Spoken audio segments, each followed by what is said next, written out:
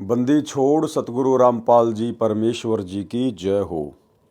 परम पिता परमात्मा सारी सृष्टि के रचनहार कुल मालिक असंख्य ब्रह्मांडों के स्वामी जगत गुरु तीनों लोकों में प्रवेश करके सबका भरण पोषण करने वाले राजाधिराज आत्माधार नाथों के नाथ देवों के देव महादेव सर्वेश्वर महेश्वर मृत्युंजय अजरो अमर आदि अनादि सनातनी प्रभु जगत पिता जगदीश्वर श्री श्री 1008 की उपाधि के वास्तविक अधिकारी अकाल मूरत शब्द स्वरूपी राम वासुदेव सर्वगतम ब्रह्म परम पूज्य प्रथम पूज्य परम संत परम पुरुष परम धनी परम दयालु सत्य कबीर हक्का कबीर अल्लाहु अकबर बाखबर अल्लाह ताला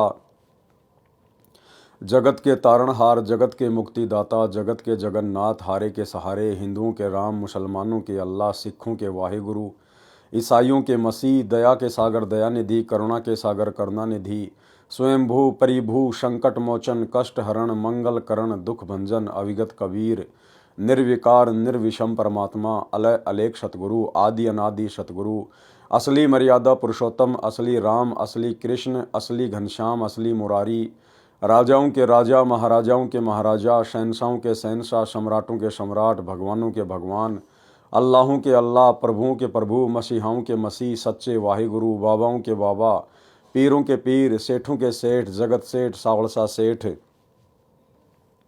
सर्वगुण संपन्न अनंत कोटि कलाओं के स्वामी अनंत कोटि ब्रह्मांडों के नायक योगियों में महायोगी ध्यानियों में महाध्यानी सिद्धों में परम सिद्ध ज्ञानियों में तत्वज्ञानी ब्रह्म ज्ञानी महाज्ञानी परम ज्ञानी सर्वश्रेष्ठ ज्ञानी विज्ञानी युवा कबीर समरथ कबीर असमवात अमित ओजा सच्चे रहनुमा करीम अल्लाह सुभान अल्लाह दुनिया के अंतिम पैगंबर 8 सितंबर 1951 से गांव धनाना जिला सोनीपत हरियाणा भारतवर्ष की पावन भूमि पे प्रकट रियल कल्कि भगवान श्री नारायण साकार हरि श्री बाबा साहेब शब्द स्वरूपी राम संत श्रोमणी सतगुरु रामपाल जी परमेश्वर जी के चरण कमल में साध संगति से जुड़े हुए आपरम सभी देश विदेश से सत्सेवक भाई बहनों का अनंत कोटि दंडवत प्रणाम। सत्साई भाई और बहनों, दया पूज्य गुरुदेव भगवान की सतगुरु रामपाल जी परमेश्वर जी की सारी सृष्टि के रचनहार की भाई और बहनों, इस कलयुग की बिचली पीढ़ी में साध संगति से जुड़कर गुरुदेव भगवान के विशेष आशीर्वाद से आप और हम सभी सत्सेवक आत्माएं अपनी आत्मा के कल्याणार्थ हेतु भक्ति मार्ग पर मोक्ष प्राप्ति के लिए निरंतर आगे की ओर बढ़ रही हैं। भाई और बहनों, पूज्य गुरुदेव भगवान की आप और हम सभी आत्माओं पर विशेष कृपा है, रजा है, जो गुरुदेव ने हमें भक्ति मार्ग के ट्रेनिंग सेंटर साध संगति से जोड़ा हुआ है। साध संगति से जुड़कर हमें भक्ति मार्ग से संबंधित गहरी गहरी जानकारियां प्राप्त हो रही हैं। आप और हमारा विश्वास अपने ही गुरु को इष्ट मानकर दिन प्रतिदिन उनके चरणों में बढ़ता ही जा रहा है।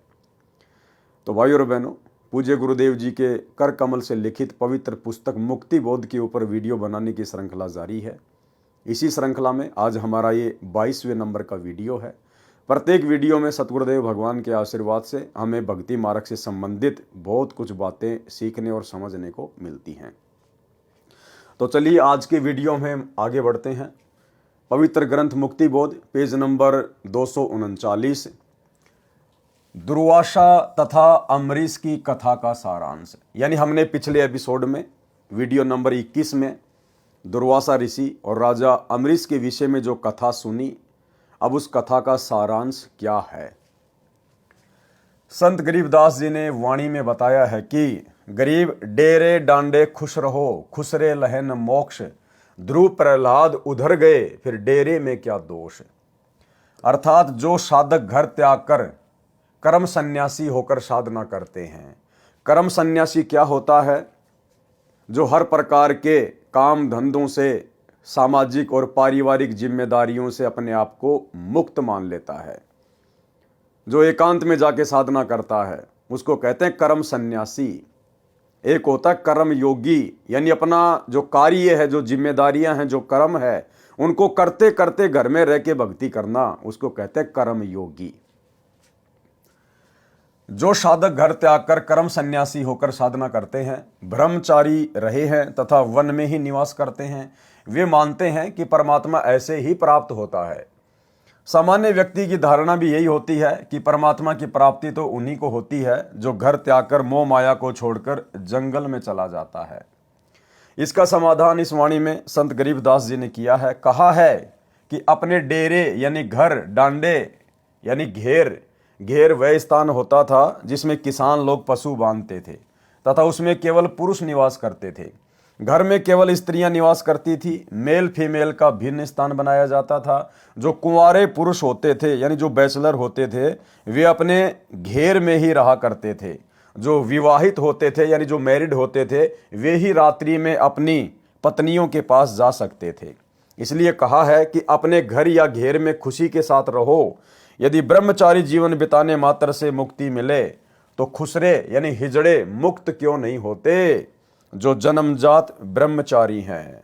आप ये भी मानते हो कि ध्रुव तथा प्रहलाद दोनों भक्तों का उद्धार हो गया, वे पार हो गए, उनकी मुक्ति हो गई। ये दोनों भगत घर में रहे, विवाह करवाया, बच्चे उत्पन्न किए और मुक्ति भी पाई। देखो भाई और बहनों, यहां परमात्मा ये बातें जगत वाले भाई बहनों को समझाने की दृष्टि से लिख रहे हैं कि ध्रुव प्रहलाद पार हो गए आप लोगों के अनुसार। लेकिन वास्तव में ध्रुव प्रहलाद पूर्ण मोक्ष प्राप्त नहीं कर पाए हैं। पूर्ण मोक्ष प्राप्ति के लिए कर्म सन्यासी बनना जरूरी नहीं है। कर्म योगी बनकर ध्रुव और प्रहलाद की तरह भक्ति की जा सकती है, परंतु पूर्ण मोक्ष प्राप्ति के लिए अंत में हमने विकारों से मुक्त होना ही पड़ेगा, विषय वासनाओं से मुक्त होना ही पड़ेगा। भले आपने रमेणी कर ली, शादी कर ली, आपने अपना परिवार बसा लिया, लेकिन पति पत्नी कर्म करते करते आप जी कभी भी मोक्ष प्राप्त नहीं कर सकते। आपने वो कर्म त्यागना पड़ेगा, विषय वासनाओं को त्यागना पड़ेगा यदि आपने पूर्ण मोक्ष प्राप्त करना है तो। ध्रुव प्रहलाद केवल इतने पार हुए हैं कि उन्हें फिर से जन्म लेना पड़ेगा। वो घर पर रहे, उन्होंने शादी की, विवाह किया, बाल बच्चे उत्पन्न किए, लेकिन उनको सच्चा सतगुरु प्राप्त नहीं था, उनको भक्ति का पूर्ण मार्ग प्राप्त नहीं था, जिस कारण से वो आत्माएं पूर्ण मोक्ष प्राप्त नहीं कर पाई। लेकिन परमेश्वर गुरुदेव भगवान हमें जो समझा रहे हैं, उनके कहने का मतलब ये है कि यदि आपकी भक्ति सच्ची है, आपका सतगुरु सच्चा है, मोक्ष मार्ग आपको पूरा प्राप्त है, तो आपने कहीं भी धक्के खाने की जरूरत नहीं है, कर्म सन्यासी बनने की जरूरत नहीं है, किसी अखाड़े में जाने की, किसी आश्रम में जाने की या जंगल में जाकर भक्ति करने की जरूरत नहीं है। आप अपने घर में रहिए, कर्म योगी बनिए, लेकिन विकारों से मुक्ति प्राप्त कीजिए। जो बुराइयां हैं उनको छोड़िए, जो विषय विकार हैं आप उनको छोड़िए। परिवार छोड़ने की जरूरत नहीं है, औरत को छोड़ने की जरूरत नहीं है, बच्चे छोड़ने की जरूरत नहीं है। परिवार में रहकर ज्ञान को आधार बनाकर विकारों को छोड़ने की आवश्यकता है, तब जाकर आपका पूर्ण मोक्ष होगा। अन्यथा शादी करके बाल बच्चे पैदा करने वाले और अंत में उन्हीं बाल बच्चों में रहने वाले और विषय वासनाओं में बने रहने वाले ध्रुव प्रहलाद का अभी तक मोक्ष नहीं हुआ है। उनको तो अभी बारंबार जन्म लेने पड़ेंगे। प्रहलाद का पुत्र बैलोचन था, बैलोचन का पुत्र राजा बलि था, जिसने अश्वमेध यज्ञ की थी। परमात्मा बावना यानी ठिगना रूप बनाकर भिक्षा लेने गए थे। परमात्मा कबीर जी द्वारा बताई सत्य साधना बिना मोक्ष नहीं होता। परमात्मा कबीर जी के द्वारा बताई गई सत्य साधना के बिना मोक्ष नहीं होता।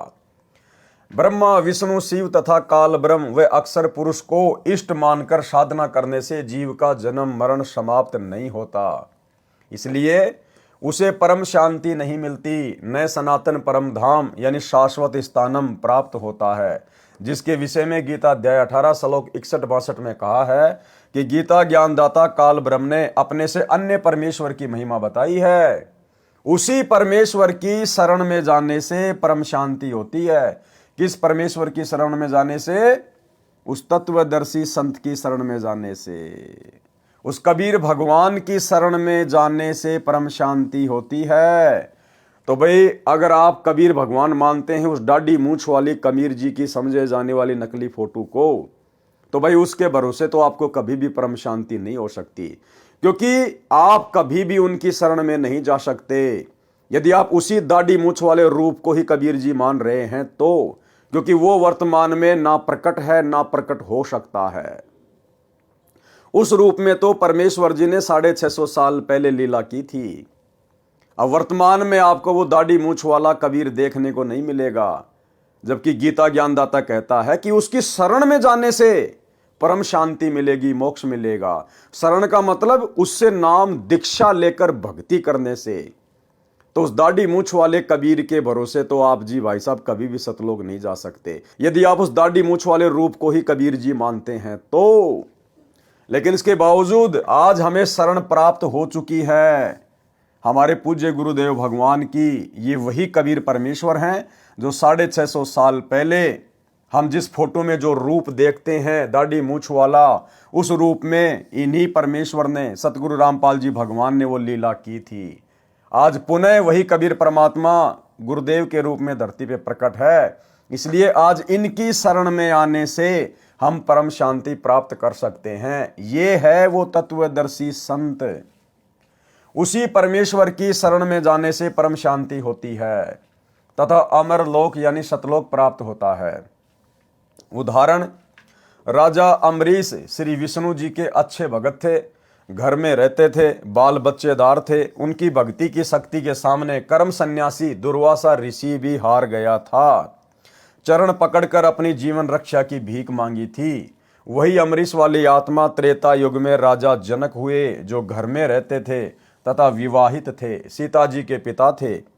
उनकी भक्ति के सामने कर्म सन्यासी वनवासी ऋषि सुखदेव, पुत्र ऋषि कृष्ण द्वैपायन यानी वेद व्यास ने हार मानी और दीक्षा लेकर राजा को गुरु बनाकर स्वर्ग जाने की व्यवस्था की।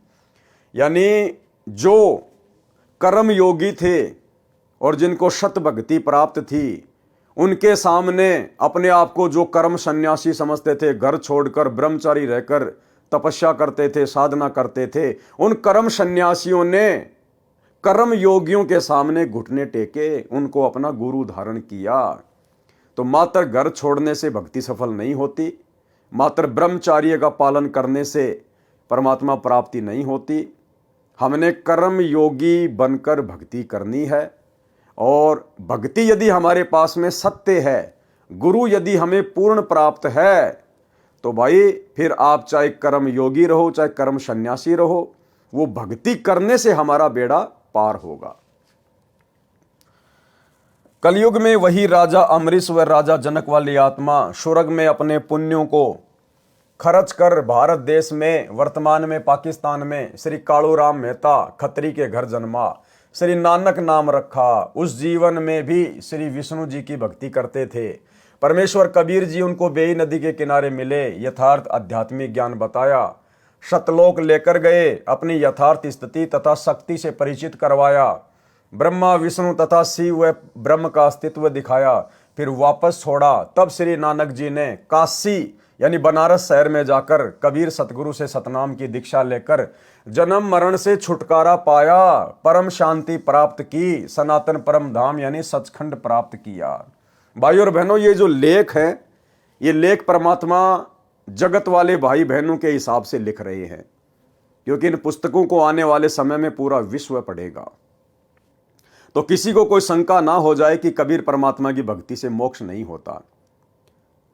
लेकिन जब हम उनकी शरण में आ जाएंगे, यानी जब हम पूज्य गुरुदेव जी की शरण में आ जाएंगे और हम इनके तत्व ज्ञान को समझने लग जाएंगे, तो हमारी नजर में ये लेख कुछ अलग ही अर्थ लेकर आएगा। यानी गुरुदेव भगवान ने बताया कि वे समान रूप से सबके लिए सत्संग करते हैं और जिसकी जैसी बुद्धि विकसित होती है वो उसी प्रकार से सत्संग को पकड़ लेता है।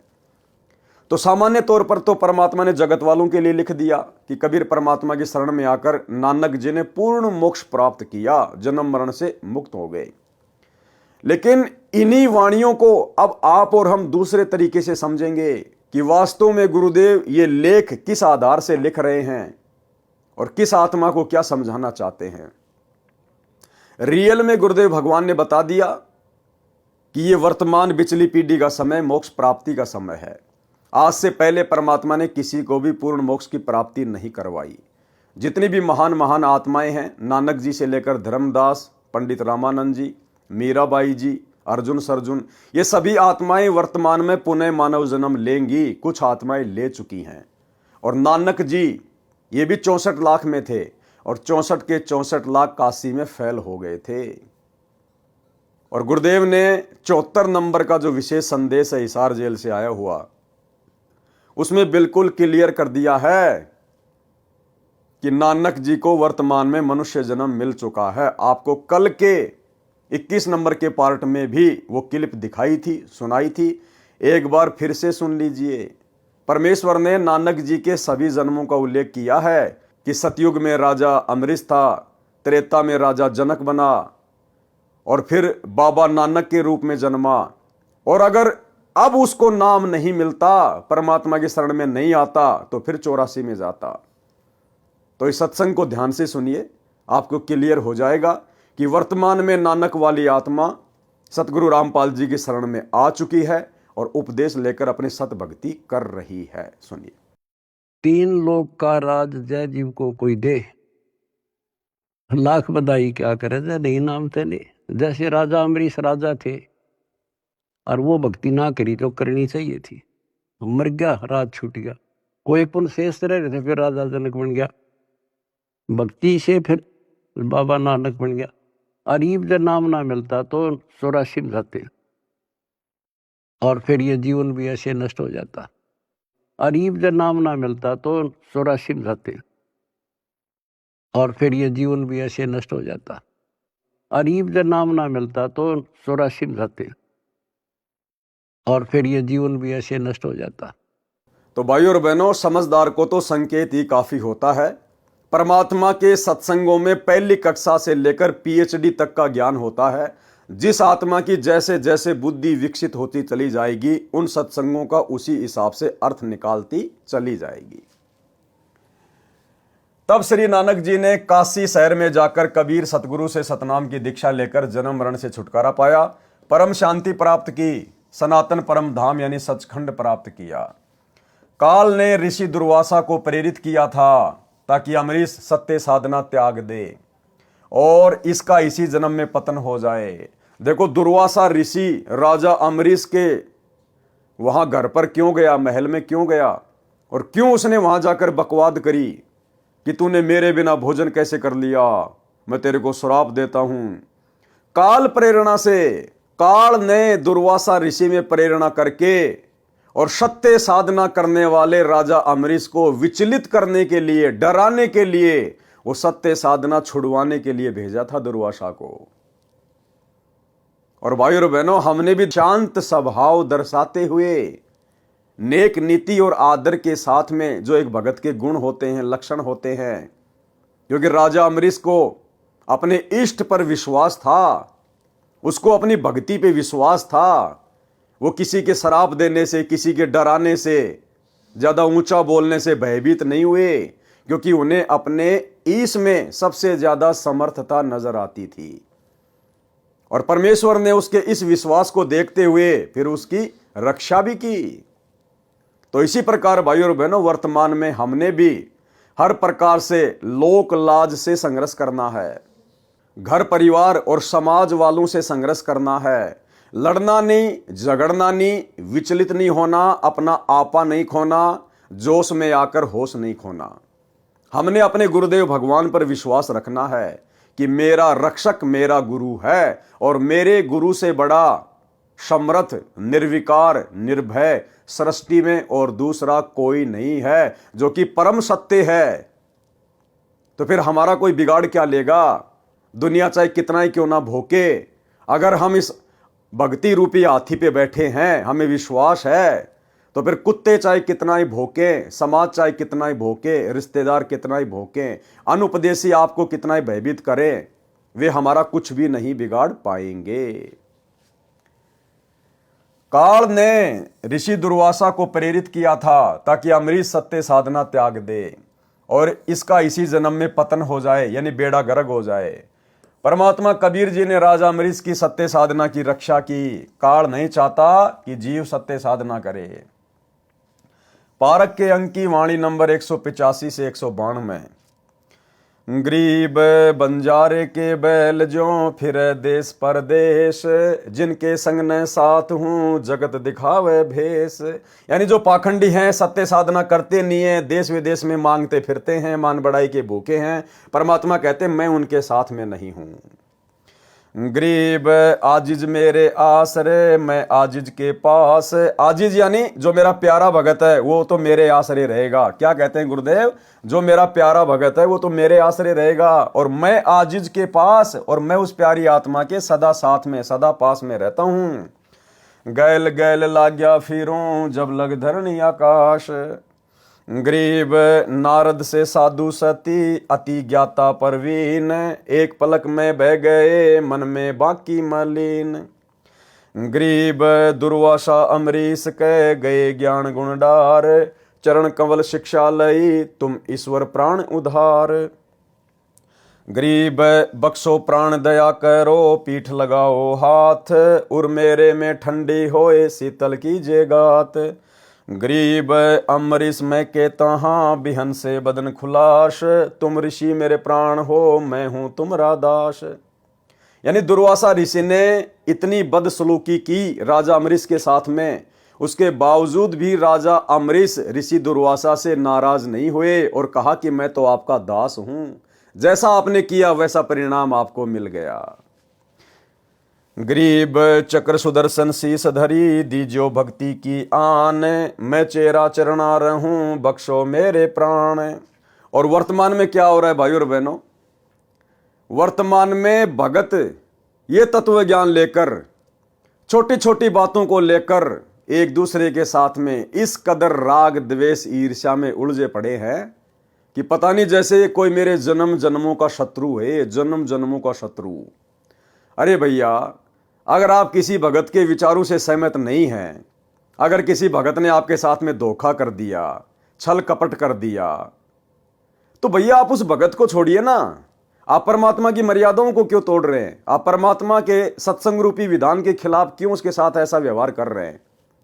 अगर आपको लगता है कि इस भगत से मेरे विचार मेल नहीं खाते हैं, तो उस भगत से बातचीत बंद कर दीजिए, मिलना जुलना बंद कर दीजिए। फिर लग जाएंगे उसके पीछे काले कुत्ते की तरह मोबाइल में वीडियो बनाने में, पंपलेट बनाने में, वो ऐसा ये ऐसा, वो ठग है, वो ये है, फिर अपने और ज्यादा वो क्रम फोड़ता है। राजा अमरीश से शिक्षा लेनी चाहिए ऐसे बुद्धिहीन भक्तों को। अरे दुर्वासा ऋषि ने तो राजा अम्बरीश को मारने के लिए चक्र सुदर्शन छोड़ दिया था, उसके बावजूद भी राजा अम्बरीश ने उसको यही कहा कि मैं तो आपका दास हूं, आप तो मेरे लिए आदरणीय हैं, आपको तो केवल आपके कर्म मिले हैं, मैं क्या कर सकता हूं इसमें। यानी राजा अम्बरीश ने अपने मन में दुर्वासा ऋषि के प्रति कोई वैर भाव पैदा नहीं किया। तो भाइयों और बहनों, आज हमें तो तत्व ज्ञान मिल गया है, और ये तत्व ज्ञान मिलने के बाद भी ज्यादातर भगत छोटी छोटी बातों को लेकर आपस में राग द्वेष ईर्ष्या में फंसे हुए हैं। भाई कैसे परमात्मा प्राप्त करेंगे? गरीब चक्र सुदर्शन पकड़ कर अमरीश बैठाए, दुर्वासा पर मेहर करी चलो भक्ति के भाई। सरलार्थ, परमात्मा ने कहा है कि मेरा सिद्धांत है कि जो हरियाई गाय की तरह इधर उधर दुनिया को ठगते फिरते हैं, मैं उनके साथ नहीं हूं। क्या विधान बताया गुरुदेव ने? कि मेरा विधान है कि जो हरियाई गाय की तरह इधर उधर भटकते रहते हैं, दुनिया को ठगते रहते हैं। हरियाई गाय क्या होती है? हरियाई गाय उसको कहते हैं जो फसल खाने के लिए कभी किसी के खेत में चली जाए, कभी किसी के खेत में चली जाए, एक जगह वो टिकती नहीं है। और उस हरियाई गाय के गले में एक लकड़ी बांध दिया करते थे मोटी सी, ताकि वो ज्यादा तेज ना दौड़ सके, इधर उधर ना जा सके। अगर वो ज्यादा चलेगी तो लकड़ी उसके घुटनों पे लगती थी। तो हरियाई गाय की तरह परमात्मा कहते हैं जो भगत इधर उधर भटकते हैं, जैसे इन सतलोक आश्रमों में, क्योंकि आज हमारे गुरुदेव भगवान तो बैठे हुए हिसार जेल में, और संगत 90% संगत उस हरियाई गाय की तरह लड्डू जलेबी बर्फी के चक्कर में, जैसे वो गाय हरा हरा चारा चरने के चक्कर में दूसरों के खेतों में दौड़ा करती थी। ठीक इसी प्रकार वर्तमान में हमारे भगत भाई बहन जो साध संगति से नहीं जुड़े हुए हैं, जो गुरुदेव के ज्ञान को आधार बनाकर भक्ति नहीं कर रहे हैं, उस हरियाई गाय की तरह कभी सतलोक आश्रम धनाना में, कभी सतलोक आश्रम सोजत में, कभी सतलोक आश्रम शामली में लड्डू जलेबी बर्फी के चक्कर में भटकते ही रहते हैं।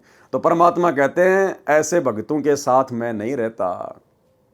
अरे भैया, ऐसी भक्ति करो, ऐसे भाव पैदा करो, मर्यादाओं में रहो कि मजबूरन परमात्मा ने आपके पास आना पड़े। चलो इन आश्रमों में अगर गुरुदेव भगवान होते फिर तो आप चाहे लाख बार जाओ, लेकिन आपको अच्छे से पता है कि गुरुदेव भगवान शरीर रूप में हिसार जेल में बैठे हैं और शब्द रूप में तो वे हर जगह हैं, आपके घर पर भी हैं। अगर आप मर्यादित हैं तो, शत भक्ति कर रहे हैं तो फिर आपको हरियाई गाय की तरह इन आश्रमों में धक्के खाने की, लाडू जलेबी बर्फी के चक्कर में क्या आवश्यकता पड़ गई। परमात्मा ने कहा है कि मेरा सिद्धांत है कि जो हरियाई गाय की तरह इधर उधर दुनिया को ठगते फिरते हैं, मैं उनके साथ नहीं हूं। वे जगत में साधु वेश बनाकर प्रभावित करके काल जाल में डालते हैं। यानी परमात्मा हमें सांसारिक तौर पर जो नकली पाखंडी धर्मगुरु हैं उनके लिए भी समझा रहे हैं, और भक्ति मार्ग में भी आप और हमने ज्ञान को आधार बनाकर इन शब्दों का अर्थ समझना पड़ेगा। ये नहीं है कि परमात्मा केवल एक ही चीज पे टारगेट करते हैं, परमेश्वर एक तीर से अनेकों शिकार करते हैं। तो इस भक्ति में आने के बाद भी जो हरियाई गाय की तरह जिनकी आदत बनी हुई है, उन भाई बहनों के लिए भी परमात्मा का संकेत है। जो मेरा आजीज यानी प्रिय भगत है, मैं उसके सदा साथ रहता हूं, उसके पीछे पीछे लगा रहता हूं जब तक धरती आकाश है। तो फिर हमने आज गुरुजी की गैर हाजिरी में इन सतलोक आश्रमों में धक्के खाने की क्या जरूरत है, जब परमात्मा कह रहे कि गैल गैल लाग्या फिरूं जब तक धरती आकाश, जो जन मेरी शरण है ताका हूं मैं दास। तो आप तो गुरुजी की शरण में है ना, आपने तो नाम ले लिया ना, फिर गुरुजी की गैर हाजिरी में आप इन आश्रमों में क्यों भटक रहे हैं भाई। परमात्मा तो कह रहे हैं ऐसी आत्माओं के तो मैं पीछे पीछे भटकता हूं, और आप लोग सतगुरु मिलने के बाद, उनकी शरण मिलने के बाद, और आपको पता है कि गुरुजी आश्रमों में नहीं है, उसके बावजूद भी आप हरियाई गाय की तरह वहां भटक रहे हैं, धक्के खा रहे हैं, तो वहां परमात्मा नहीं मिलने वाला, इस विधि से भगवान नहीं मिलने वाला। परमात्मा तो कहते हैं अगर तू भक्ति करेगा, मर्यादा में रहेगा, तो मैं तेरे पीछे पीछे भटकूंगा, 24 घंटे छाया की तरह मैं तेरे साथ में रहूंगा। बताओ फिर भगत को भटकने की जरूरत क्या है। जो मेरा आजीज यानी प्रिय भगत है, मैं उसके सदा साथ रहता हूं, गेल गेल यानी पीछे पीछे लगा रहता हूं जब तक धरती तथा आकाश है। इसलिए हम सत्सेवक भाई बहन मर्यादाओं पर ज्यादा जोर देते हैं, गुरु को प्रसन्न करने की तरफ ज्यादा ध्यान देते हैं, ताकि हमें कहीं भटकने की जरूरत ना पड़े और पल पल सतगुरु हमारे साथ में शब्द रूप में रहे। नारद जी साधना करने वन में गए थे, 12 वर्ष साधना करके लौटे तो अपने पिता ब्रह्मा से कहा कि मैंने अपनी इंद्रियों पर काबू पा लिया है। ब्रह्मा जी ने कहा कि अच्छी बात है, परंतु अपनी उपलब्धि को बताना नहीं चाहिए। बिल्कुल भाई और बहनों, सही कहा ब्रह्मा जी ने, लेकिन वर्तमान में आप और हमें तत्व ज्ञान प्राप्त है, लाभ हानि का अच्छे से गुरुदेव ने हमें समझा दिया है। इसलिए यदि हमें किसी प्रकार की कोई उपलब्धि हो भी जाती है, यदि हम अपने विषय विकारों पर कंट्रोल प्राप्त कर भी लेते हैं, तो पहली बात तो हमें अंदर से पता है कि ये मेरे बस की बात नहीं थी, ये मेरे गुरुदेव भगवान के आशीर्वाद से ऐसा संभव हुआ है, और गुरुदेव भगवान ने ऐसा इसलिए किया ताकि मैं शांति से भक्ति कर सकूं। तो विषय विकारों पर कंट्रोल करने के बाद जो आत्मीय आनंद, जो शांति हम इस भक्ति मार्ग पर महसूस कर रहे हैं, प्राप्त कर रहे हैं, उस मकसद से तो हम दूसरे भगत भाई बहनों को समझा सकते हैं कि भाई देखो, वास्तव में भक्ति का आनंद तो उसी समय है जब हम विषय विकारों से दूर हट जाएंगे, और भाई इनके हटे बिना बात बनेगी नहीं। और भाई दास के ऊपर भी गुरुदेव भगवान की विशेष मेहर हुई है, परमात्मा ने इन विषय विकारों से दास को भी दूर कर दिया है भक्ति के लिए। तो इस प्रकार से तो हम समझा सकते हैं, दूसरों को बता सकते हैं, उनको भी अच्छे कर्मों के लिए प्रेरित करने के लिए। और एक होता है कि मैंने विषय विकारों पे विजय प्राप्त कर ली, हाँ मैंने अपनी पत्नी को अपनी बहन बना लिया, अब मैं काल के जाल में नहीं फंसने वाला, तो वो जरूर फंसेगा, क्योंकि वो अहंकार में बोल रहा है। तो इस मकसद से ब्रह्मा जी ने अपने पुत्र नारद को कहा था कि बेटा किसी और के सामने जिक्र मत करना, परंतु अपनी उपलब्धि को बताना नहीं चाहिए। आप श्री विष्णु जी से तो ये बात बिल्कुल ना कहना। नारद जी तो उमंग से भरा था, श्री विष्णु जी के पास गए, उनको अपनी साधना की सफलता बताई। अब बताओ, ये देवी देवता भाई और बहनों, आप और हमारे से भी नैतिक ज्ञान में नीचे गिरे हुए हैं। ब्रह्मा जी का बेटा नारद, और जब नारद ने अपनी उपलब्धि अपने पिता को बताई तो ब्रह्मा जी ने आदेश दिया कि बेटा विष्णु को तो विशेष तौर पर मत बताना, तेरे चाचा को तो बिल्कुल ही मत बताना। इसके बावजूद नारद जी सबसे पहले विष्णु जी के पास गए और सारी बात बता दी। तो कहां ये अपने बाप की बातें मानते हैं। तो भाई और बहनों, ऐसा का ऐसा लफड़ा, ऐसा का ऐसा झगड़ा ऊपर के लोकों में है। ऊपर कुछ भी विशेष नहीं है, यहां से भी ज्यादा आग लगी हुई है। परंतु अपनी उपलब्धि को बताना नहीं चाहिए। आप श्री विष्णु जी से तो ये बात बिल्कुल ना कहना। नारद जी तो उमंग में भरा था, श्री विष्णु जी के पास गए, उनको अपनी साधना की सफलता बताई। यानी अपने बाप की बात नारद जी ने नहीं मानी कि मैंने अपनी इंद्रियों पर काबू पा लिया है। यह कहकर कुछ देर बाद चल पड़े। श्री विष्णु जी ने एक मायावी शहर बनाया। किस विष्णु ने बनाया? इस विष्णु ने बनाया, सतगुरु रामपाल जी भगवान ने बनाया। तीनों लोकों में प्रवेश करके जो सबका पालन पोषण करते हैं, उस विष्णु भगवान ने, सतगुरु रामपाल जी ने, कबीर परमात्मा ने बनाया। श्री विष्णु जी ने एक मायावी शहर बनाया, क्योंकि भाई और बहनों, ये मायावी शहर नहीं बना सकते, क्योंकि ये केवल मैनेजर हैं, नौकर हैं, व्यवस्था संभालते हैं। और मैनेजर कभी भी फैक्ट्री नहीं खोल सकता, कंपनी नहीं खोल सकता, वो तो मालिक खोलता है, मैनेजर केवल व्यवस्था देखता है। श्री विष्णु जी ने एक मायावी शहर बसाया, उसमें राजा की लड़की का विवाह का स्वयंवर रचा। मनमोहक माहौल था। नारद ने सुने विवाह के गीत। नारद विवाह कराने के लिए अत्यधिक प्रेरित हुआ। अब बताओ, अपने पिता के पास तो जाके ढोल पीट रहा था, विष्णु के पास जाके ढोल पीट रहा था कि मैंने कामदेव पर विजय प्राप्त कर ली। और जैसे ही वहां शादी का माहौल देखा, तुरंत मन में उमंग पैदा हो गई शादी करवाने की। रूप के लिए, यानी अच्छी शक्ल प्राप्त करने के लिए, ताकि लड़की जल्दी प्रसन्न हो जाए और मेरे गले में वरमाला डाल दे। रूप के लिए भगवान विष्णु से उसका रूप मांगा। भगवान ने बंदर का मुख नारद को लगा दिया। लड़की ने श्री विष्णु जी को वरमाला डाल दी, जो स्वयंवर में आया था। नारद को पता चला कि मेरे साथ विष्णु ने धोखा किया है, तो शराप दे दिया कि आप भी मेरे की तरह एक जीवन स्त्री के लिए तड़फ तड़फ कर मरोगे। श्री रामचंद्र के रूप में विष्णु जी का जन्म अयोध्या के राजा दशरथ के घर हुआ। फिर वनवास हुआ। सीता पत्नी श्री राम भी वन में साथ गई। सीता का अपहरण हुआ। श्री राम ने सारा जीवन पत्नी के वियोग में बिताया। अब बताओ, ये ब्रह्मा विष्णु महेश काहे के समर्थ हैं, काहे के भगवान है ये। अरे भगवान के ऊपर किसी का श्राप काम करेगा क्या? जबकि अपने भतीजे का श्राप श्री विष्णु जी के ऊपर काम कर गया। ब्रह्मा विष्णु महेश तीनों भाई हैं। सबसे बड़ा ब्रह्मा, उससे छोटा विष्णु, उससे छोटा शंकर। और नारद जी ब्रह्मा जी का बेटा, यानी नारद जी विष्णु जी के कौन हुए? भतीजे। अब बताओ, नारद जी ने श्राप दे दिया और विष्णु जी उस श्राप को भोगने के लिए धरती पे आ गया रामचंद्र रूप में। तो ये काहे के समर्थ हैं? ये काहे के समर्थ है जो भगवान अपने भतीजे का दिया हुआ श्राप नहीं काट पाया? वो बताओ, आप और हमारे वो कर्म कहां से काट देगा?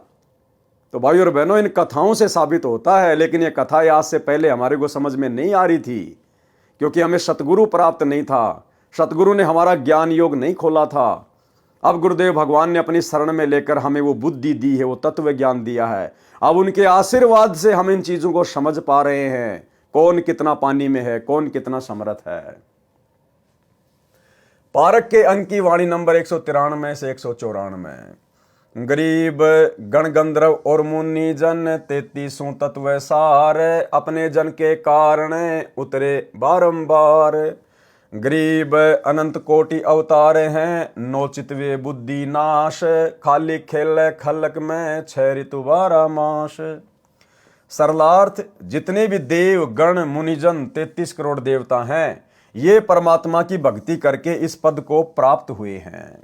यदि इनके साथ भी कोई शरारत करके हानि पहुंचाता है, तो उसकी रक्षा के लिए भी परमात्मा कबीर जी ही सहायता करने के लिए ऊपर से आते हैं।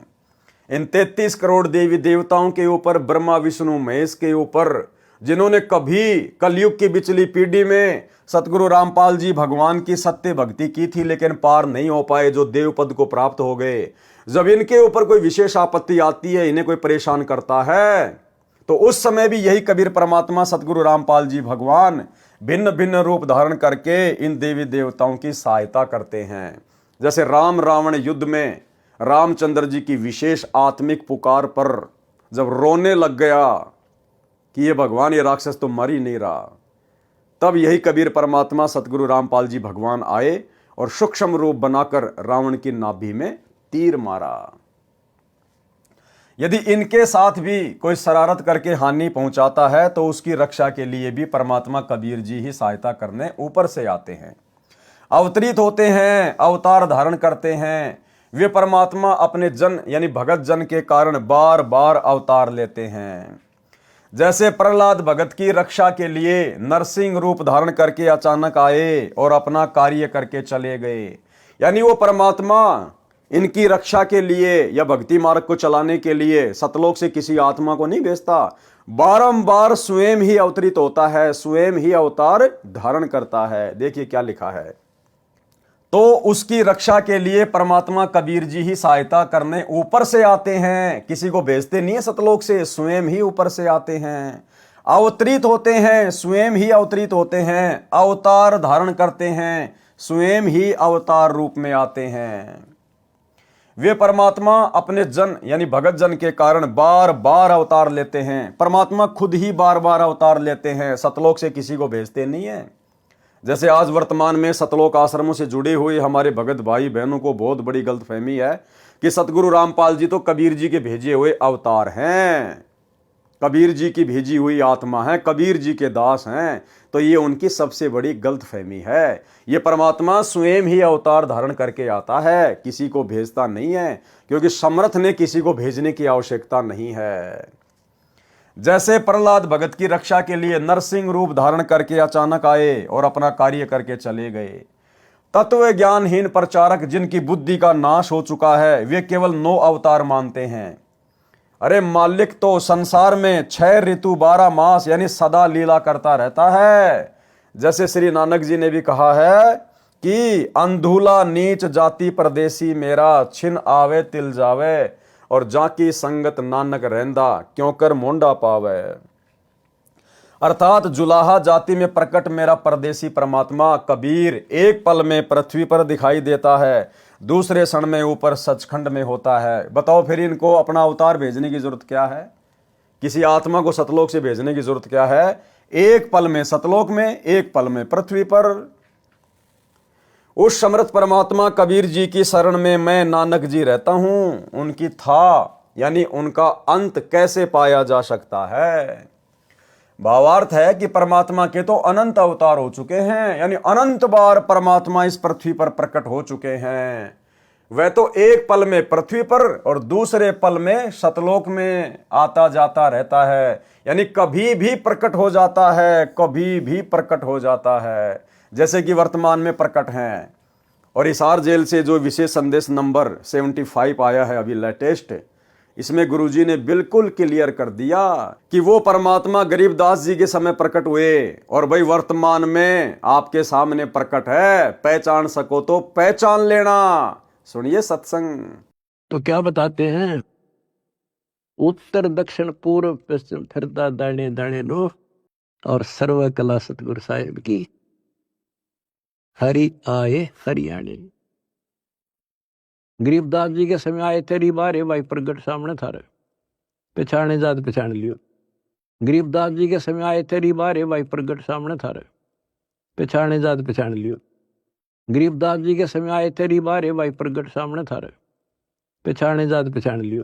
तो भाई और बहनों, वर्तमान में कौन प्रकट है? कहां है परमात्मा? यदि आप दाढ़ी मूछ वाले कबीर जी को परमात्मा मानते हैं तो भाई उसके तो आपको दर्शन भी नहीं हो सकते वर्तमान में। फिर क्यों कह रहे हैं गुरु जी कि जो परमात्मा गरीबदास जी के सामने प्रकट हुए, गरीबदास जी के समय प्रकट हुए, वही परमात्मा आज भी प्रकट है तुम्हारी आंखों के सामने। पहचान सको तो पहचान लो। यानी गुरुदेव स्वयं के विषय में कह रहे हैं, स्वयं के विषय में, कि तुम्हारा गुरु स्वयं ही कबीर परमात्मा है। वही कबीर परमात्मा जो गरीबदास जी को मिला था जिंदा बाबा के रूप में, वही आज तुम्हें सतगुरु रामपाल जी के रूप में प्राप्त है, धरती पे प्रकट है। अब इससे बड़ा खुलकर परमात्मा और क्या प्रमाण देंगे। लेकिन उसके बावजूद भी भाई और बहनों, बुद्धिहीन भगत भाई बहन ये बात अपने हृदय में नहीं बैठा पाएंगे कि हमारे गुरुजी ही कबीर जी हैं। क्योंकि गुरुजी को ही कबीर जी मानने के लिए तो साध संगति से जुड़ना पड़ेगा। उस नकली दाढ़ी मूंछ वाले कबीर जी की फोटो को घर से बाहर निकालना पड़ेगा, अन्यथा आप कभी भी अपने गुरु को रियल कबीर नहीं मान सकते। और गुरु को रियल कबीर नहीं माना, प्रकट हुआ नहीं माना, तो आपका भाई मोक्ष नहीं हो सकता। पारक के अंक की वाणी नंबर 195 199। गरीब पीछे पीछे हरि फिरे, आगे संत सुजान, संत करे कोई सांच है, चारों युग परवान। गरीब साईं सरी के साधु हैं, इन समतुल नहीं और, संत करे सो होत हैं, साहिब अपनी ठोर। गरीब संतों कारण सब रचा, सकल जमी आसमान, चंद सुर पानी पवन, यज्ञ तीरथ और दान। गरीब जो बच्चा गऊ की नजर में, यो साईं को संत, हरिजन के पीछे फिरे, भगत वत्सल भगवंत। गरीब धारी मेरे संत की, मुझसे मिटे ना अंश, बुरी भली बाँचे नहीं, सोई हमरा वंश। अब ये जो चारों वाणियां हैं भाई और बहनों, और इन चारों वाणियों में जो संत शब्द का प्रयोग किया गया है, ये हमारे पूज्य गुरुदेव भगवान के लिए है। यानी ये स्वयं परमात्मा है, लेकिन अपने आप को परमात्मा से भिन्न दर्शाते हुए यहाँ पर ये वाणियाँ लिखी गई है, ताकि आप और हम ज्ञान को समझ सकें। तो गुरुदेव भगवान हमें ये कहना चाहते हैं, ये समझाना चाहते हैं कि वो कबीर परमात्मा जो अपना संत यहाँ नीचे भेजता है, आते तो वो खुद ही हैं संत के रूप में, लेकिन छुपाते हैं अपने आप को, कि वो परमात्मा यहाँ ज्ञान प्रचार के लिए, सतगुरु की भूमिका के लिए जो अपना संत भेजता है, फिर वो परमात्मा उस संत के साथ में रहता है। वो संत अपने मन में जो भी धारणा कर ले, वो परमात्मा फिर बीच में दखल नहीं देता, वो काम वैसा ही हो जाता है। सरलार्थ, अपने सच्चे भगत के साथ साथ पीछे पीछे परमात्मा रहता है। यानी संत रूप में जो तत्वदर्शी संत रूप में आता है, यहां अपने आप को छुपाते हुए परमात्मा दोहरी भूमिका करते हुए अपने ज्ञान को आप और हमारे तक पहुंचाने के लिए इस प्रकार से अपने आप को भिन्न दर्शा रहे हैं। अगर गुरु जी खुद कहें कि मैं कबीर हूं, तो कोई नहीं मानेगा ये बात। अब तो मान जाएंगे, क्योंकि अब तो हमें समझ में आ गया, परमात्मा ने समझा दिया। लेकिन 1994 में जब इन्होंने अपना ज्ञान देना शुरू किया, उस समय यदि ये कहते कि मैं कबीर भगवान हूं, मैं ही काशी वाला जुला हूं, तो कोई भी स्वीकार नहीं करते। इसलिए उस कबीर परमेश्वर ने अपने आप को एक संत रूप में ज्यादा दूसरों के सामने प्रदर्शित करना पड़ता है। उस आधार से वाणियां लिखी गई है कि अपने सच्चे भगत के साथ साथ पीछे पीछे परमात्मा रहता है। संत जो करते हैं, सच्चा कार्य करते हैं, यानी सही करते हैं, कभी किसी का अहित नहीं करते। कौन? पूर्ण संत। चारों युगों में प्रमाण रहा है कि संत सही क्रिया करते हैं, भलाई के शुभ काम करते हैं। सच्चे साधक परमात्मा के समान आदरणीय हैं। कौन सच्चे साधक? जो पूर्ण संत होते हैं, जो तत्वदर्शी संत होते हैं, वो परमात्मा के बराबर ही आदरणीय हैं।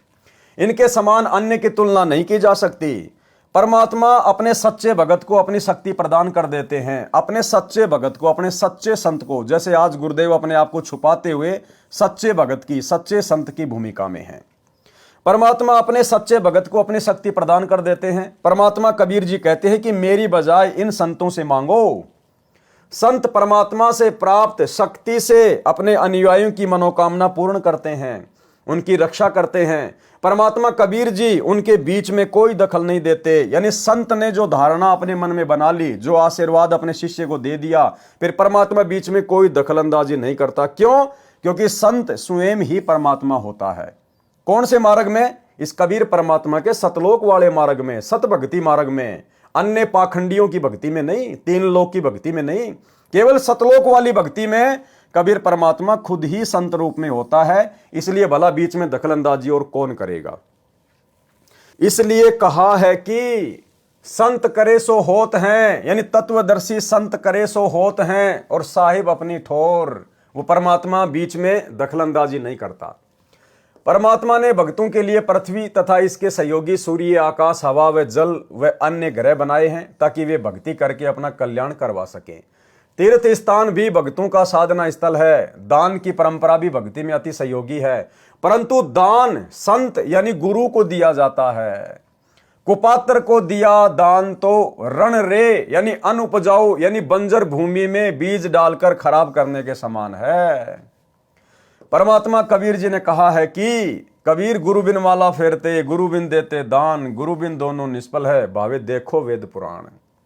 अर्थात भगत को चाहिए कि पहले पूर्ण गुरु से दीक्षा ले, फिर उनको दान करे, उनके बताए मंत्रों का जाप यानी सुमरण करे। गुरुजी से दीक्षा लिए बिना भक्ति के मंत्रों के जाप की माला फेरना तथा दान करना व्यर्थ है। गुरु बनाना अति आवश्यक है। प्रमाण कबीर राम कृष्ण से कौन बड़ा, उन्हों भी गुरु कीन, तीन लोक के वेदनी गुरु आगे अधीन।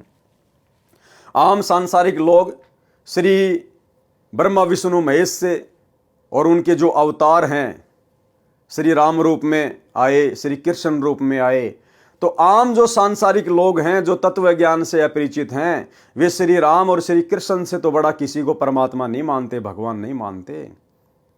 तो हमें गुरुदेव समझाना चाहते हैं कि तुम्हारे उन भगवानों ने भी गुरु धारण किया, गुरु से उपदेश लेकर भक्ति की, तब वापस अपने लोक में जा पाए सूक्ष्म शरीर में। फिर तुम वर्तमान में भाई बिना गुरु के कौन से खेत की मूली हो, जो 84 लाख योनियों से और नरक से छूट जाओगे। कबीर राम कृष्ण से कौन बड़ा, उन्हों भी गुरु कीन, तीन लोक के वेदनी गुरु के आगे आधीन।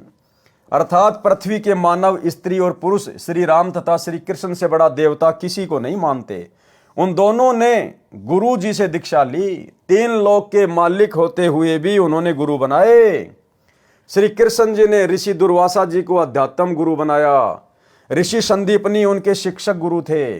यानी श्री कृष्ण जी के दो गुरु थे, एक तो संदीपनी ने केवल उनको अक्षर ज्ञान करवाया था, पढ़ाई लिखाई वाले गुरु थे। दूसरे दुर्वासा ऋषि जिन्होंने आध्यात्मिक ज्ञान की दीक्षा दी। श्री कृष्ण जी ने ऋषि दुर्वासा जी को आध्यात्म गुरु बनाया, ऋषि संदीपनी उनके शिक्षक गुरु थे। श्री रामचंद्र जी ने ऋषि वशिष्ठ जी को गुरु बनाया। वे दोनों त्रिलोकनाथ होते हुए भी अपने अपने गुरु के आगे आधीन भाव से पेश होते थे। फिर आम लोगों की क्या औकात है जो गंगा जी में डुबकी लगाने से, कुंभ में डुबकी लगाने से, किसी तीर्थों पर जाने से, मंदिर मस्जिद में जाने से और वे पाप मुक्त हो जाएंगे या वे उस स्तर की साधना का लाभ उठा पाएंगे? बिल्कुल नहीं। परमात्मा अपने भगत पर निरंतर दृष्टि रखते हैं कि कहीं कोई देव, भूत, पितर, प्रेत, गण, गंधर्व, राक्षस, यक्ष, यमदूत मेरे भगत को हानि ना कर दें। जैसे गाय अपने बच्चे यानी बछड़ी बछड़े पर निरंतर दृष्टि रखती है, चारा चरते समय भी एक आंख बच्चे पर ही लगी रहती है। यदि कोई अन्य पशु उसके बच्चे के निकट आता है तो वह यदि खुली होती है तो दौड़कर उस गैर पशु को टक्कर मारने दौड़ती है। जबकि हमारे गुरुदेव भगवान तो अबंध हैं, अबंध। हम रोज नित्य नियम में पढ़ते हैं, गरीब ऐसा सतगुरु हम मिल्या, बेपरवाह अबंध, परमहंस पूर्ण पुरुष, रोम रोम रविचंद। यदि रस्से से बंधी होती है तो भी अपनी प्रतिक्रिया दिखाती है, जहां तक उसका रस्सा जाने देता है वहां तक उस अन्य पशु को टक्कर मारने दौड़ती है। परमात्मा भगत वत्सल है, भक्तों के रक्षक व प्रिय हैं। वे भक्तों के पीछे पीछे फिरते रहते हैं। परमात्मा भक्तों के पीछे पीछे फिरते रहते हैं।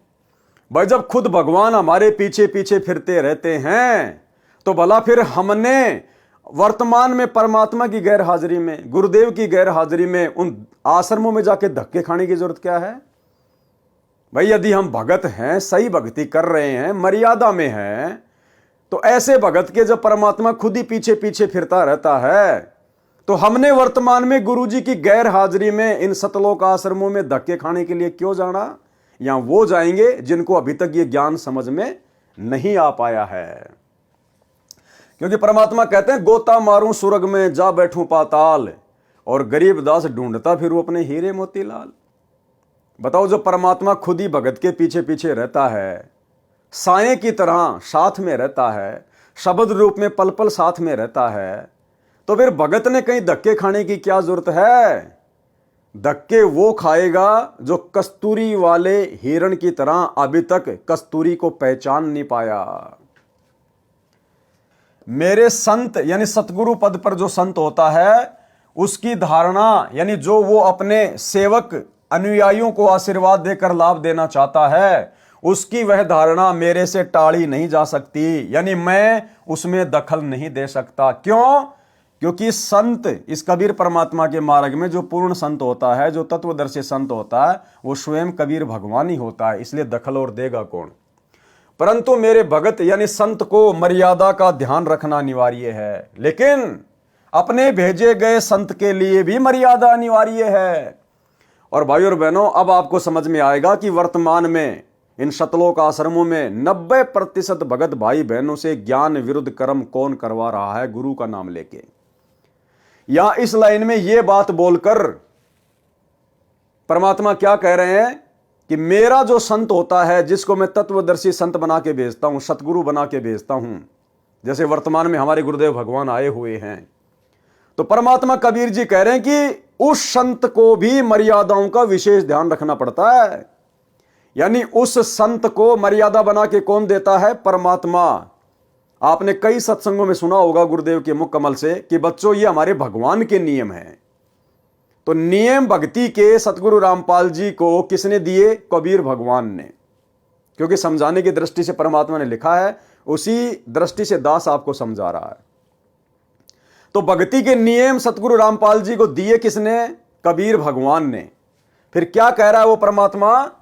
परंतु मेरे भगत यानी संत को मर्यादा का ध्यान रखना अनिवार्य है। किसको? उस तत्वदर्शी संत को, जिसको गुरु पद पे भेजा जाता है। तो भाई फिर वो तत्वदर्शी संत कैसे मर्यादा तुड़वाएगा? भक्ति मार्ग में राजनीति नहीं करनी, ये राजनीति बंदी छोड़ को बिल्कुल भी पसंद नहीं है। ये किसका नियम है? कबीर भगवान का। एक बार गुरुदेव के मुख कमल से सुन लो कि राजनीति करने वालों से बंदी छोड़ कितना नाराज होता है। सुनिए।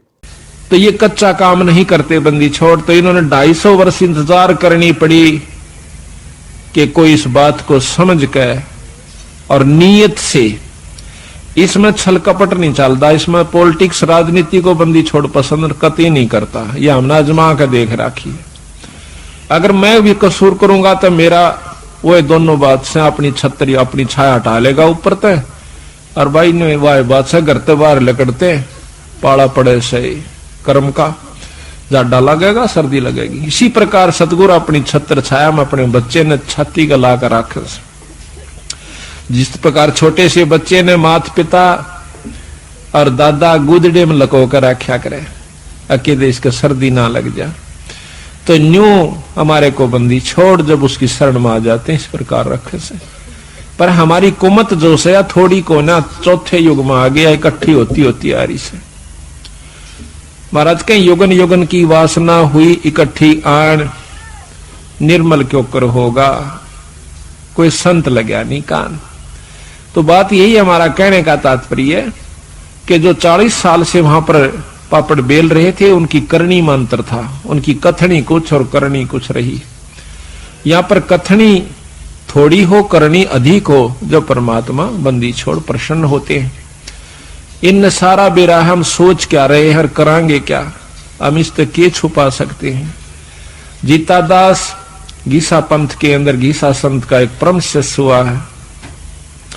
वो कहते हैं अपने गुरु को परमात्मा स्वरूप समझ कर चले, तो वह कहते हैं कि मेरे पर्दे के महरमी पिया जी, अपने गुरु को कहते हैं, और आपसे कहां लको लो जिया जी, पर्दे तक के आप मेरे जानने वाले हो, ई बाप तो मैं के छुपा सकता हूं मालिक।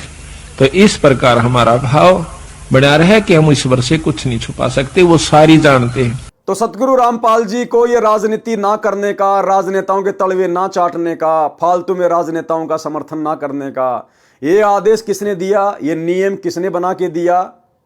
कबीर भगवान ने। उसके बाद गुरुजी ने हमारे को दिया। तो नियम किसका हुआ? भगवान का। और भगवान क्या कह रहा है? परंतु मेरे भगत यानी संत को मर्यादा का ध्यान रखना अनिवार्य है। अब यदि हिसार जेल से सतगुरु रामपाल जी ने ही 2019 में कांग्रेस के तलवे चाटने का और 2024 में नरेंद्र मोदी के यानी बीजेपी के तलवे चाटने का आदेश हिसार जेल से दिया है सतलोक आश्रम मैनेजमेंट हरियाणा को, तो फिर सतगुरु रामपाल जी ने तो कबीर जी की मर्यादा तोड़ दी, और कबीर जी की मर्यादा तोड़ दी तो कबीर जी का जो कनेक्शन है संत रामपाल जी से हट गया, कट गया। फिर संत रामपाल जी भक्तों को कैसे लाभ दे देंगे? तो भाई और बहनों, हम तो कभी सौपन में भी नहीं सोच सकते ये बात है कि हमारे गुरुदेव भगवान इस प्रकार के घटिया आदेश अपने बच्चों को देंगे। तो ये आदेश कौन दे रहा है? गंदी राजनीति का, स्टेडियम बनवाने का। क्योंकि कबीर भगवान का क्या नियम है कि भक्तों ने तो वीडियो गेम भी नहीं खेलना, भक्तों ने ताश भी नहीं खेलना।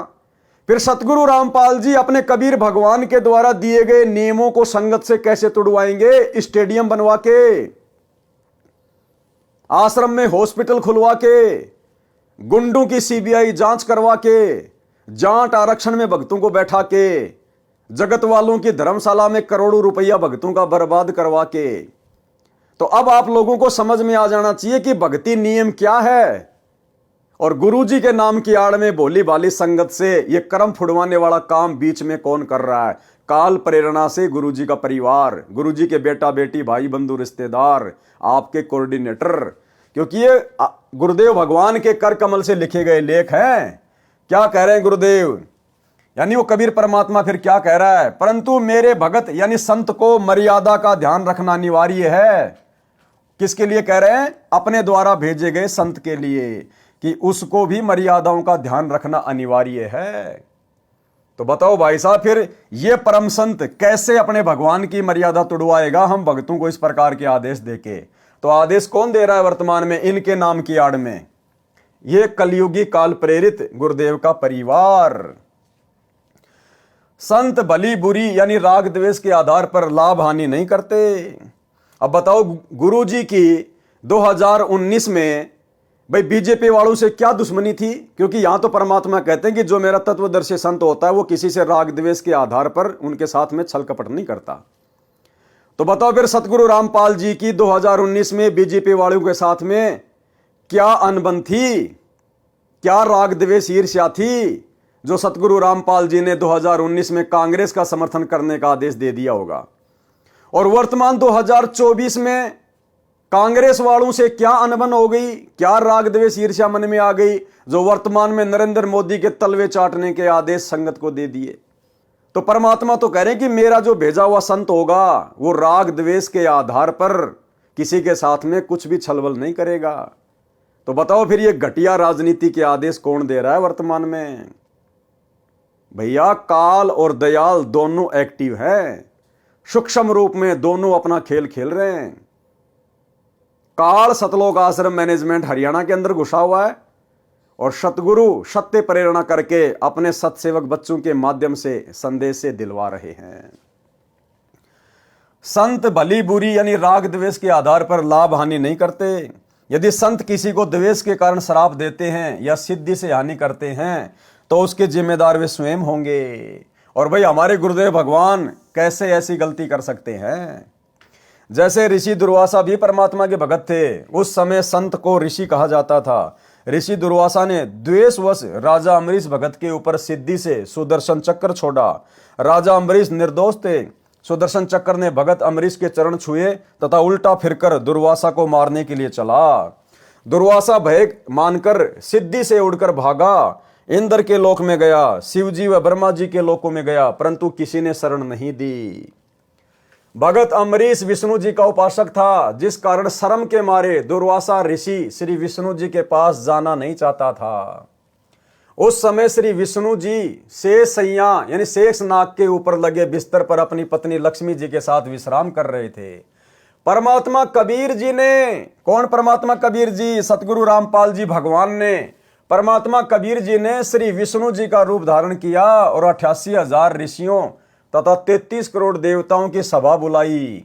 एक क्षण में परमात्मा ने अलग से विष्णुपुरी रच दी, विष्णुपुरी, और 33 करोड़ देवी देवता 88,000 ऋषि बैठा दिए अपने सामने एक सेकंड में। परमात्मा कबीर जी ने श्री विष्णु जी का रूप धारण किया और 88,000 ऋषियों तथा 33 करोड़ देवताओं की सभा बुलाई। स्वर्ग में यह कार्य सिद्धि शक्ति से, मानसिक प्रेरणा से होता है। जैसे वर्तमान में मोबाइल फोन से सेकंडों में सूचित किया जाता है, वीडियो कॉन्फ्रेंस से भी सब वार्ता की जाती है। देवताओं की टेक्निक पृथ्वी लोक से लाख गुना अधिक कारगर है।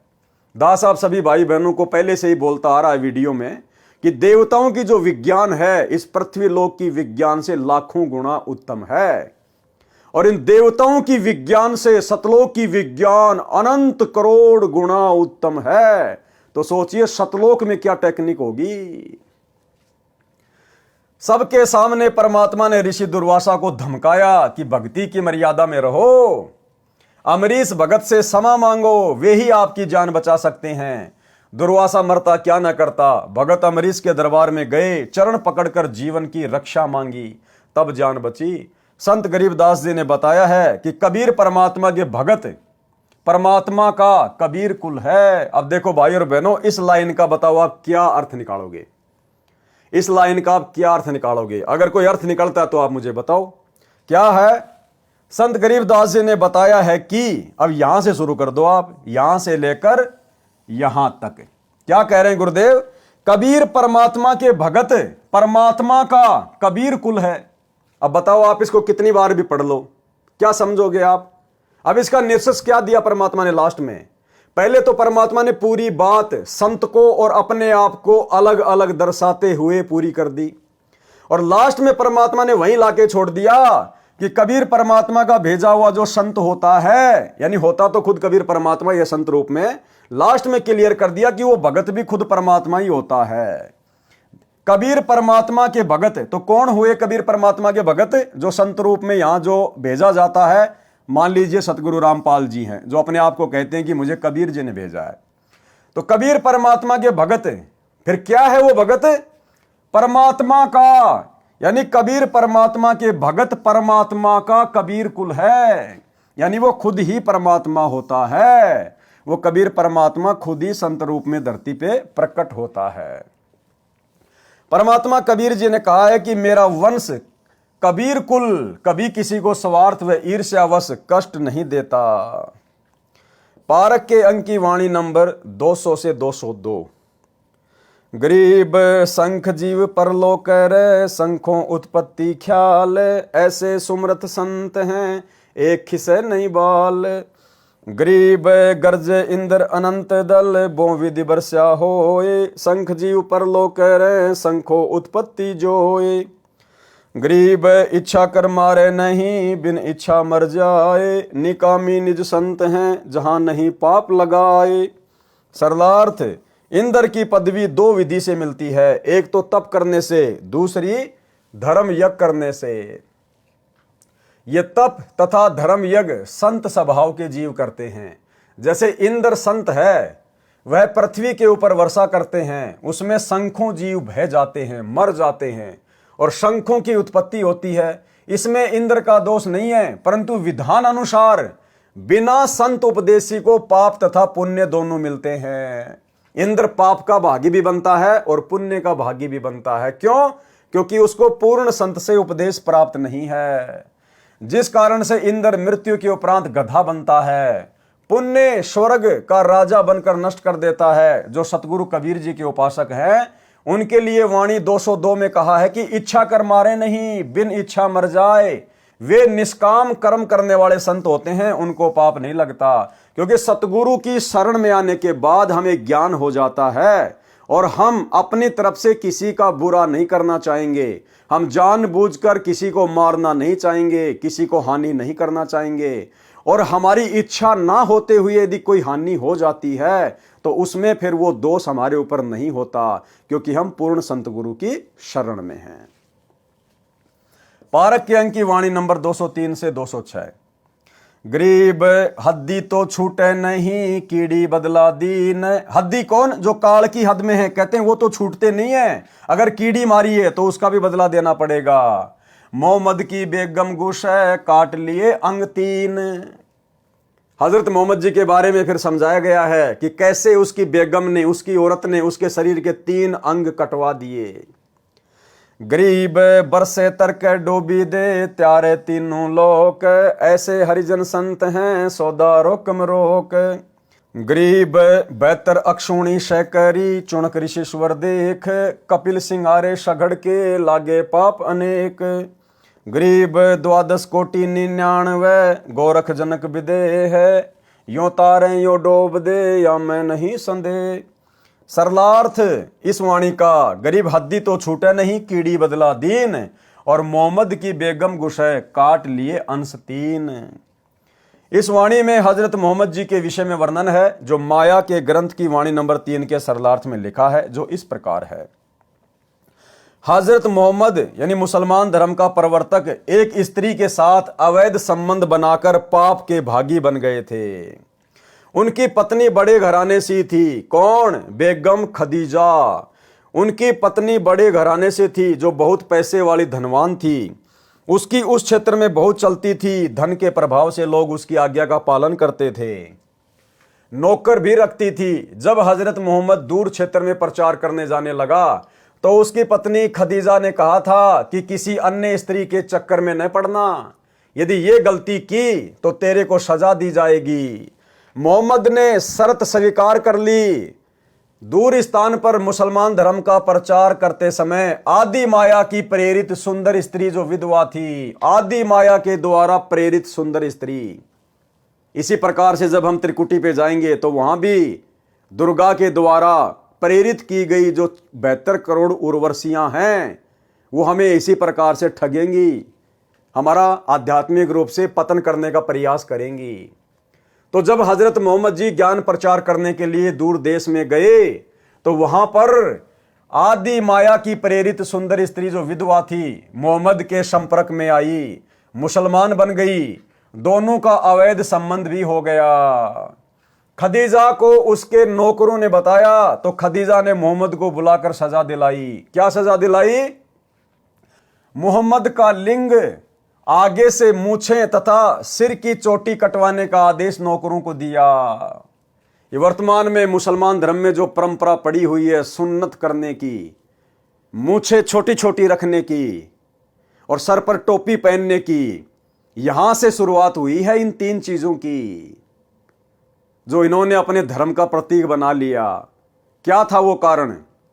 हजरत मोहम्मद दूर देश में मुस्लिम धर्म का प्रचार करने के लिए गए हुए थे और खदीजा ने पहले कह दिया था कि किसी दूसरी स्त्री के संपर्क में मत आ जाना वरना सजा मिलेगी। तो मोहम्मद ने कहा कि ठीक है, ऐसा मैं नहीं करूंगा और यदि मैं करूंगा तो मैं सजा का भागी बनूंगा। नौकरों ने बता दिया कि ऐसे ऐसे एक विधवा के साथ मोहम्मद जी के संपर्क हो चुके हैं, शारीरिक मिलन हो चुका है। जब हजरत मोहम्मद जी वापस आए तो खदीजा ने क्या कहा? मोहम्मद जी का लिंग, आगे से मूछे तथा सिर की चोटी कटवाने का आदेश नौकरों को दिया। नौकरों ने मूछे तथा चोटी काट दी परंतु लिंग नहीं काटा। लिंग की कुछ खाल, चमड़ी जो आगे के भाग पर होती है वो काट दी और खदीजा को बता दिया कि आपके आदेश अनुसार सजा दे दी है। मूछे व चोटी तो स्पष्ट कटी दिखाई दे रही थी। यानी पहले मुसलमान भी हिंदुओं की तरह लंबी लंबी चोटी रखा करते थे। एक खदीजा ने कटवाई सजा के तौर पर। उस कटी हुई चोटी को छुपाने के लिए हजरत मोहम्मद ने फिर टोपी पहननी शुरू कर दी और वर्तमान में फिर आगे चलकर पूरे मुसलमान समाज ने अपना ली। मूछे व चोटी तो स्पष्ट कटी दिखाई दे रही थी। सभा में लिंग की खाल दिखाई गई और मोहम्मद फिर से प्रचार के लिए चला गया। मोहम्मद की पत्नी खदीजा अब निश्चिंत थी कि कहीं भी जाए लिंग तो कट ही चुका है। जब दूर देश में अपने मुसलमान अनुयायियों में गया तो ये हुलिया देखकर कारण जानना चाहा। अब मोहम्मद जी फिर से प्रचार पर निकल गए। चोटी कट गई तो शर्म के मारे टोपी पहन ली। आगे से मूछे खदीजा ने सजा के तौर पर कटवा दी और उनके लिंग की जो खाल थी वो काट दी गई थी। तो जब वापस गए वो प्रचार करने तो उनके भक्तों ने कहा जो मुसलमान बन चुके थे कि गुरुजी आपने ये क्या कर लिया? सर पर आपने टोपी क्यों पहन ली और मूछें क्यों कटवा ली गुरुजी आपने? अब हजरत मोहम्मद ने सच्चाई तो बताई नहीं बेइज्जती के डर से और ये कह दिया कि भैया ये हमारे धर्म की पहचान है, ये अल्लाह का आदेश है। जो ऐसा नहीं करेगा वो अल्लाह को प्यारा नहीं होगा, वो अल्लाह का विशेष बंदा नहीं होगा। फिर हम क्या मुसलमान हैं अगर हम इतनी भी कुर्बानी नहीं दे सकते अल्लाह के लिए। फिर धीरे धीरे आगे चलकर ये मुसलमान धर्म की निशानी बन गई। सभा में लिंग की खाल दिखाई गई और मोहम्मद फिर से प्रचार के लिए चला गया। मोहम्मद की पत्नी खदीजा अब निश्चिंत थी कि कहीं भी जाए लिंग कट चुका है। जब दूर देश में अपने मुसलमान अनुयायियों में गया तो ये हुलिया देखकर कारण जानना चाहा, तो मोहम्मद ने बताया कि हमने अपने धर्म की अलग पहचान बनानी है। जो सच्चा मुसलमान होगा वह तो अल्लाह के लिए ये 3 वस्तु तो क्या सिर भी कटा लेगा, जो नकली होगा वह ऐसा नहीं कर सकेगा। अब आपने देखना है कि अल्लाह का आदेश मानना है या नहीं। ठीक इसी प्रकार इसी फॉर्मूले पर वर्तमान में सतलोक आश्रम मैनेजमेंट हरियाणा चल रहा है। अपनी तरफ से मनमाने भक्ति विरुद्ध आदेश देगा, संगत में पीले पर्चे निकालेगा। गुरुजी का आदेश है कांग्रेस को वोट देना है, गुरुजी का आदेश है बीजेपी का वोट देना है, गुरुजी का आदेश है स्टेडियम बनाना है, जाटों का भवन बनवाना है, गुंडों की सीबीआई जांच करनी है, जाट आरक्षण का समर्थन करना है, अन्य प्रकार की बकवादें। और संगत को डराता है कि जो भगत गुरुजी का आदेश नहीं मानेगा, पीला पर्चा नहीं मानेगा, वो काई का गुरुजी का भगत है, उसके आश्रम में नो एंट्री कर दी जाएगी, उसको आश्रमों में नहीं घुसने दिया जाएगा, उसका कहीं नाम शुद्ध नहीं किया जाएगा। ये तो गुरुजी की लीला है भाई। जो गुरु वचन पे डट गए कट गए फंद 84 के। अगर हम गुरुजी के इन वचनों को नहीं मानेंगे, इन आदेशों को नहीं मानेंगे, हम काहे के भगत हैं। अब भगत बेचारे डर जाते हैं और वो फिर उन पीले पर्चों को, मनमाने आदेशों को गुरुजी का आदेश मान के फॉलो कर लेते हैं। तो इसी प्रकार से हजरत मोहम्मद ने भी अपने भक्तों के बीच में अल्लाह का डर बैठा दिया, जैसे आश्रम वाले पीले पर्चे दिखा के गुरुजी का डर बैठा रहे हैं कि तुम काहे के मुसलमान हो। सच्चा मुसलमान तो अल्लाह के लिए अपनी गर्दन भी कटवा लेगा। फिर चोटी कटवाना, मूंछ कटवाना और सुन्नत करवाना कौन सी बड़ी बात है। सभी मुसलमानों ने अल्लाह का आदेश समझ के कटवाना शुरू कर दिया। इसी तर्ज पे आज सतलोक आश्रम मैनेजमेंट हरियाणा चल रहा है। तो मोहम्मद जी ने बताया कि हमने अपने धर्म की अलग पहचान बनानी है। जो सच्चा मुसलमान होगा वह तो अल्लाह के लिए ये 3 वस्तु तो क्या सिर भी कटा लेगा, जो नकली होगा वह ऐसा नहीं कर सकेगा। अब आपने देखना है कि अल्लाह का आदेश मानना है या नहीं। अब आपने देखना है कि अल्लाह का आदेश मानना या नहीं। ठीक यही शब्द है कि अब आपने देखना है। सतलोक आश्रम मैनेजमेंट हरियाणा का सारनामी भगत नवीन सोनीपत वाला, जिसको आश्रम में प्रधान जी कहते हैं, और महेंद्र का 1 नंबर का चमचा। और जब परमात्मा ने 7 संगतियां शुरू करवाई, संगत को ज्ञान आधार से धीरे धीरे समझवाना शुरू किया, तो इनको खलबली मच गई। 2016 की ये ऑडियो है नवीन सोनीपत वाले की। और संगत में क्या आदेश पारित कर दिया कि हमारे को गुरुजी ने कह दिया है और हमारे को गुरुजी ने लेटर में लिख के भी दे दिया है कि महेंद्र जो मेरा छोटा भाई है, वो संगत में जो भी आदेश देगा वो मेरा ही आदेश माना जाएगा। और यदि महेंद्र मेरे से पूछे बिना कोई अपना आदेश देता है तो वो भी परमात्मा का ही आदेश माना जाए। तो फिर नवीन सोनीपत वाला कह रहा है कि अब आपने देखना है।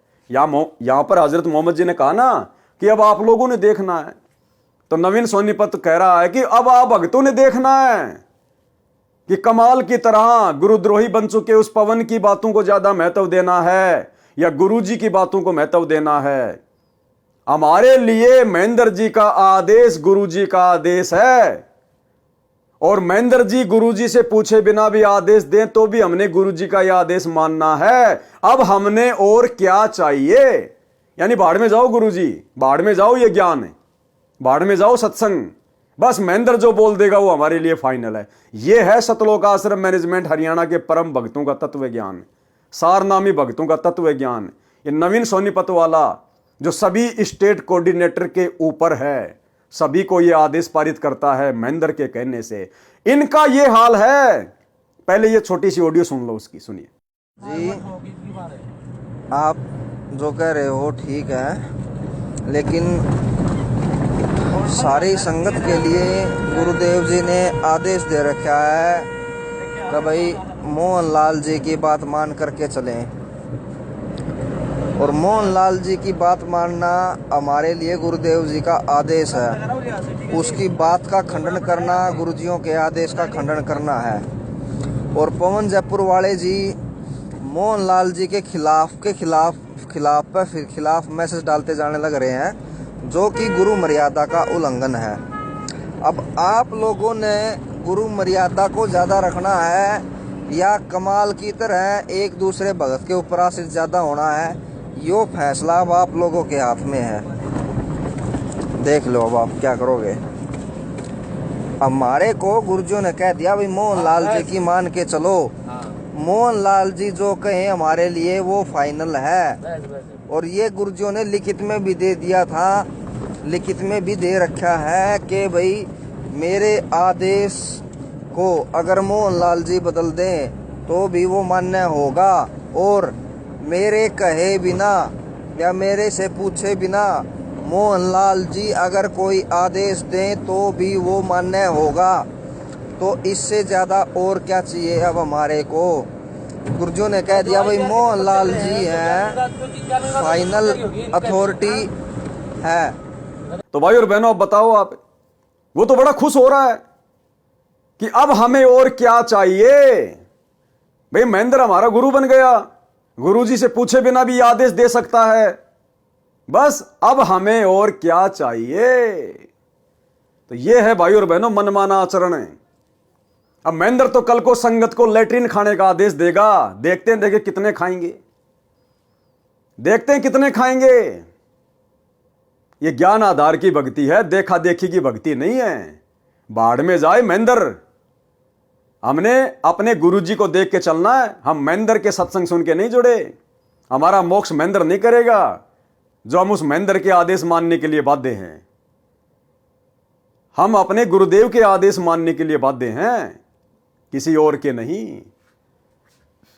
तो क्या कहा हजरत मोहम्मद ने, वह तो अल्लाह के लिए ये तीन वस्तु तो क्या सिर कटा लेगा, जो नकली होगा वह ऐसा नहीं कर सकेगा।